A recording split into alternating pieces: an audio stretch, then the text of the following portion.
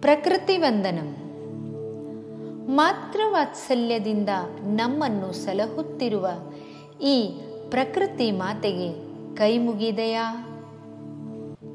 ಪ್ರಕೃತಿ ದೇವ್ಯೈ ನಮಃ.